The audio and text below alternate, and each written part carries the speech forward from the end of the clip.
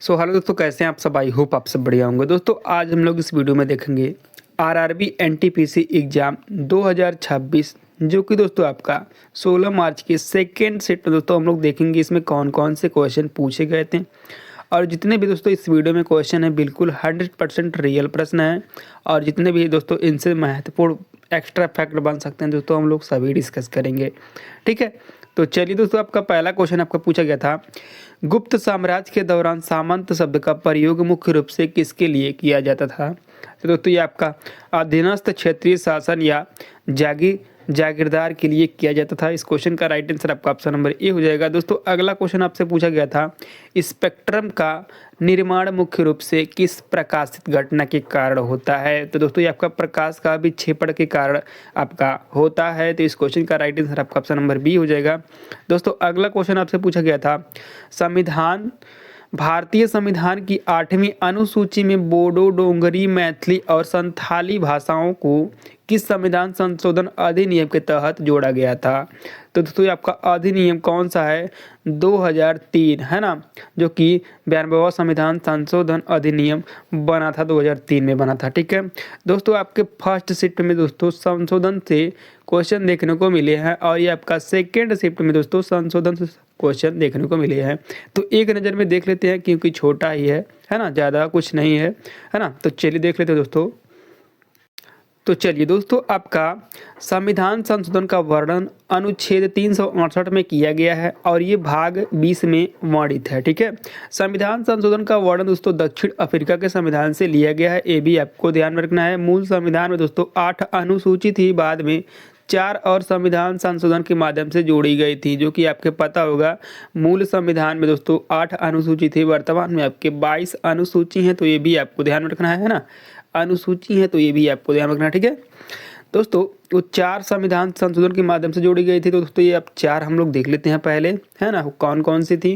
दोस्तों पहला संविधान संशोधन अगर जो आपसे क्वेश्चन बन सकता है, पहला संविधान संशोधन कब हुआ था दोस्तों, 1951 में हुआ था, है ना, पहला संविधान संशोधन। और इसका विषय क्या था दोस्तों, ये आपका 9वीं अनुसूची जोड़ा गया था। ठीक है, 9वीं अनुसूची, है ना। और 9वीं अनुसूची का विषय क्या था दोस्तों, भूमि सुधार से संबंधित विषय था इसका, तो ये भी आपको ध्यान रखना है ना।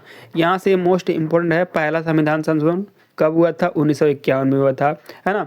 क्या जोड़ी गई थी दोस्तों, 9वीं अनुसूची जोड़ी गई थी। ठीक है, किसके लिए किया गया था, तो भूमि सुधार से संबंधित है। ठीक है, तो ये आपको महत्वपूर्ण फैक्ट है क्योंकि पहले से हैं, तो इसलिए आपको याद रखना है। ठीक है, और दोस्तों आपका अगला आपका संविधान संशोधन कब हुआ था, 1985 से 92वां संविधान संशोधन, है ना। 1985 में जब जोड़ा गया था तो 12वां संविधान संशोधन जोड़ा गया था, है ना, 12वां संविधान संशोधन किया गया था।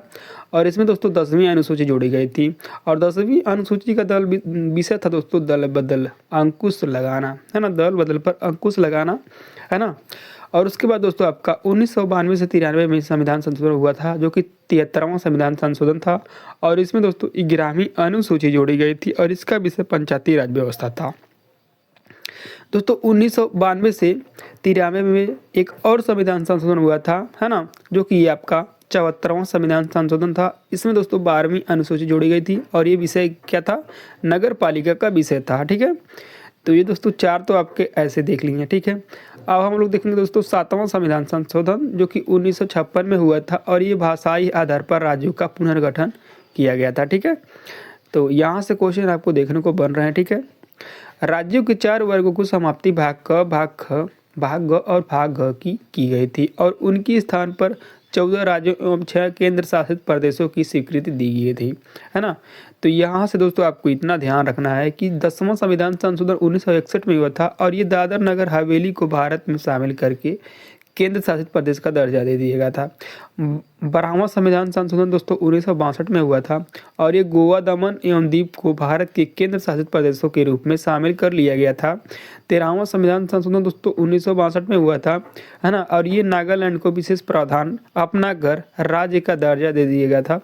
14वां संविधान संशोधन जो कि 1963 में हुआ था और ये पुदुचेरी को केंद्र शासित प्रदेश के रूप में शामिल कर लिया गया था, है ना।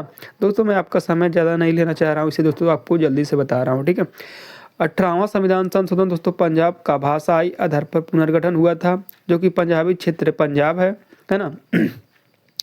भाषाई पंजाबी भाषी क्षेत्र दोस्तों पंजाबी के इशार मतलब अनुसार इसको पंजाब मतलब घोषित किया गया है। हिंदी भाषा के क्षेत्र में दोस्तों हरियाणा है ना, पर्वतीय क्षेत्र में दोस्तों हिमाचल प्रदेश और केंद्र शासित प्रदेश में दोस्तों चंडीगढ़। ठीक है, वहीं दोस्तों आपका 21वां संविधान संशोधन मोस्ट इंपॉर्टेंट है। सिंधी भाषा को 8वीं अनुसूची में 15वीं भाषा के रूप में शामिल किया गया था, है ना। मूल संविधान में दोस्तों 14 भाषा थी, अब दोस्तों 22 भाषा हो गई है ना। पूरे 8 भाषा को संविधान संशोधन के माध्यम से जोड़ा गया था।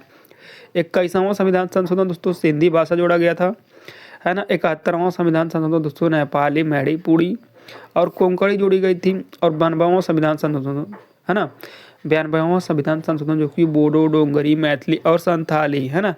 तो यही दोस्तों आपका क्वेश्चन था, है ना, जो कि 2003 में जोड़ी गई थी। ठीक है, अगला दोस्तों आपका है 22वां संविधान संशोधन दोस्तों, ये आपका 1969 में जोड़ी गई थी और इसके द्वारा दोस्तों असम से अलग करके एक नया राज्य मेघालय बनाया गया था। अगला आपका है 36वां संविधान संशोधन जो कि 1975 में हुआ था। इसके अंतर्गत सिक्किम को भारत का 22वां राज्य बनाया गया था। अगला आपका है 56वां संविधान संशोधन जो कि 1987 में हुआ था और इसके अंतर्गत गोवा को एक राज्य का दर्जा दे दिया गया था। दमन एवं दीव को केंद्र शासित प्रदेश ही रहने दिया था। ठीक है दोस्तों, अगला आपका है 42वां संविधान संशोधन। 42वां संविधान संशोधन दोस्तों 1976 में हुआ था। इसके द्वारा संविधान में व्यापक परिवर्तन लाए गए थे, इसलिए इसे लघु संविधान के रूप में भी कहा जाता है। मोस्ट इम्पोर्टेंट, संविधान के प्रस्तावना में 3 शब्द जोड़े गए थे, वो आपका कौन कौन सा है? समाजवाद, पंथनिरपेक्ष, एकता और अखंडता, है ना। दोस्तों इसके अंतर्गत 10 मौलिक कर्तव्यों को भी शामिल इसमें किया गया था, जिनका वर्णन संविधान के भाग 4A के अनुच्छेद 51A में है ना। 44वां संविधान संशोधन दोस्तों 1978 में हुआ था और इसमें संपत्ति के अधिकारों को मौलिक अधिकारों से हटाकर कानूनी या विधिक अधिकार बना दिया गया था, है ना। 44वें संविधान संशोधन से पूर्व यह अनुच्छेद 31 के अंतर्गत एक मौलिक अधिकार था, लेकिन अब इस संशोधन के माध्यम से इस अधिकार को अनुच्छेद 300A में विधिक यानी कानून के रूप में रख दिया गया था। ठीक है, रख दिया गया है, ये भी आपको ध्यान रखना है दोस्तों। अगला आपका 61वां संविधान संशोधन जो कि 1989 में हुआ था। इसमें मतदान की आयु को 21 वर्ष से घटाकर 18 वर्ष कर दी गई थी। 86वां संविधान संशोधन 2002 में जो हुआ था दोस्तों, ये आपका अनुच्छेद 21A के तहत प्रारंभिक शिक्षा को मौलिक अधिकार बनाया गया था, जो कि दोस्तों ये आपका क्वेश्चन पूछा गया था फर्स्ट शिफ्ट में, है ना। ये आपका फर्स्ट शिफ्ट में पूछा गया था दोस्तों। ये आपको मैं बता रहा हूँ, जितना आपको ध्यान रख लेना है। अगर ये आपका अगले एग्जाम है, अगले शिफ्ट में पेपर है, क्योंकि यहाँ से क्वेश्चन आपके 100% बनेंगे। ठीक है, और यही दोस्तों 11वां मौलिक कर्तव्य भी जोड़ा गया था इसी अमेंडमेंट के अनुसार, यानी कि 86वां संविधान संशोधन में ही जोड़ा गया था। ठीक है, अगला दोस्तों आपका है 7वां संविधान संशोधन। 7वां संविधान संशोधन दोस्तों 2015 में हुआ था। इसके अंतर्गत भारत बांग्लादेश भूमि हस्तांतरण दोनों देशों से सहमति से भूमि आदान प्रदान की गई थी। ये आपका 7वां संविधान संशोधन था। 101वां संविधान संशोधन दोस्तों ये आपका 1 जुलाई 2017 इसके अंतर्गत GST को लागू कर दिया गया था। 122वां संविधान संशोधन विधेयक था, ये भी आपको ध्यान में रखना है। ठीक है, 102वां संविधान संशोधन दोस्तों ये आपका 2018 में किया गया था। ये राष्ट्रीय पिछड़ा वर्ग आयोग के संवैधानिक दर्जा दिया गया था इसमें, और ये 11 अगस्त 2018 को लागू हुआ था, ये भी आपको ध्यान रखना है। और ये आपका 123वां संविधान संशोधन विधेयक था, ये भी आपको ध्यान रखना है। विधेयक क्या होगा दोस्तों कई बार पेश करते हैं, जब मतलब मान लेते हैं एक बार हम लोग पेश कर दिए, नहीं पारित हुआ तो अगली बार करेंगे तो ये नंबरिंग होता है। तो जब ये पास हो जाता है तो दोस्तों इसमें आपको ये लिखा जाता है। ठीक है, चलिए अगला आपका है 103वां संविधान संशोधन। दोस्तों 103वां संविधान संशोधन के माध्यम से इसके अंतर्गत सामान्य वर्ग की आर्थिक रूप से पिछड़े लोगों के लिए शैक्षणिक संस्थानों व नियुक्तियों में 10% आरक्षण देने का घोषणा किया गया था, है ना।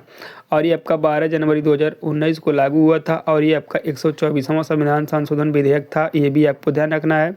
104वां संविधान संशोधन लोकसभा व राज्यसभा विधानसभाओं में SC/ST समुदाय की आरक्षणों को 2030 तक के लिए बढ़ा दिया गया है ना। लोकसभा व राज्यसभा विधानसभाओं में आंग्ल भारतीय समुदाय के लिए आरक्षण खत्म कर दिया गया है ना।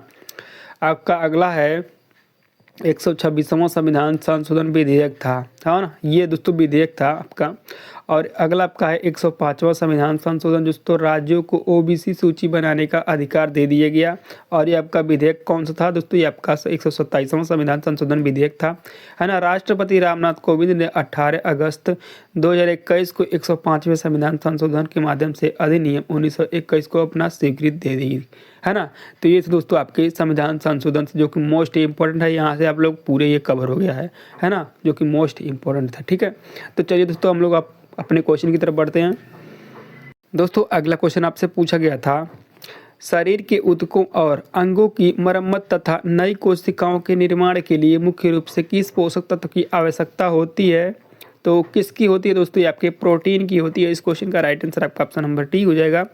दोस्तों कार्बोहाइड्रेट वहीं देख लेते हैं दोस्तों। कार्बोहाइड्रेट दोस्तों ये शरीर में यह शरीर को ऊर्जा प्रदान करने का मुख्य स्रोत है दोस्तों, ये भी आपको ध्यान रखना है। वहीं वसा की बात करें दोस्तों तो यह शरीर में ऊर्जा को संग्रहित करने और अंगों को सुरक्षा प्रदान करने का कार्य ये प्रसिद्ध है, ठीक है। वहीं दोस्तों आपका विटामिन क्या है, विटामिन दोस्तों ये आपका यह शरीर की रोग प्रतिरोधक क्षमता बढ़ाने और विभिन्न रासायनिक क्रियाओं को सक्रिय करता है। दोस्तों अगला क्वेश्चन आपसे पूछा गया था, निम्नलिखित में से कौन सा प्रार्थना समाज से संबंधित नहीं है। दोस्तों ये आपके देवेंद्रनाथ टैगोर नहीं है ना। दोस्तों ये आपके ब्रह्म समाज से संबंधित है, ठीक है। आत्माराम पांडुरंग दोस्तों इन्होंने ही यही आपके संस्थापक हैं प्रार्थना समाज के, ये भी आपको ध्यान रखना है ना, प्रार्थना समाज के, ठीक है। महादेव गोविंद रानडे भी थी इसके, और आरजी भंडारकर भी दोस्तों इसमें शामिल थे प्रार्थना समाज में, ठीक है। तो इस क्वेश्चन का राइट आंसर आपका ऑप्शन नंबर ए हो जाएगा, देवेंद्रनाथ टैगोर, ठीक है। अगला दोस्तों आपका है, भारत में पृथक निर्वाचन प्रणाली की शुरुआत किस अधिनियम के द्वारा की गई थी। दोस्तों ये आपका अधिनियम 1909 में की गई थी। ये कौन सा था दोस्तों, भारतीय परिषद अधिनियम था, है ना। इस क्वेश्चन का राइट आंसर आपका ऑप्शन नंबर बी हो जाएगा। दोस्तों अगला क्वेश्चन आपसे पूछा गया था, निम्नलिखित में से कौन सा स्मारक महाराष्ट्र के दौलताबाद किला के अंदर स्थित नहीं है। तो दोस्तों ये आपका कौन सा स्थित नहीं है, सिकंदराबाद का किला स्थित नहीं है, ठीक है। अगला दोस्तों आपका है, तो दोस्तों ये थे आपके कुछ महत्वपूर्ण, ज़्यादा क्वेश्चन नहीं मिले हैं सेकंड शिफ्ट में, है ना। तो आई होप आपको ये वीडियो पसंद आया होगा दोस्तों।